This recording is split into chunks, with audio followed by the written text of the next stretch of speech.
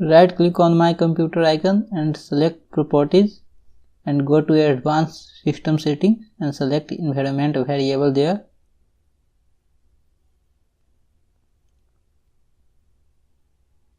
Step 2.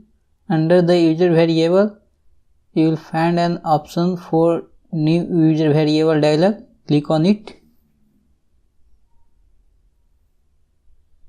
and put Android home as variable name and provide the path of SDK folder next to variable value. Then close the dialog box.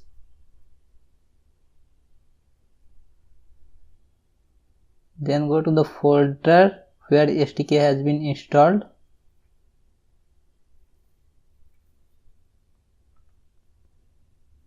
Inside the SDK folder, you will find tools and platform tools. Copy the path for these two folders.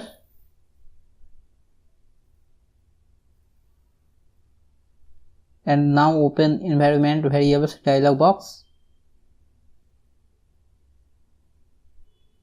Go to system variables and locate the path variable. And now edit the path variable from edit system variable dialog box and add tools and platform tools folder full path. Now close the dialog box, and now Android path has been successfully set. And in order to check it, open your command prompt and type that command Android.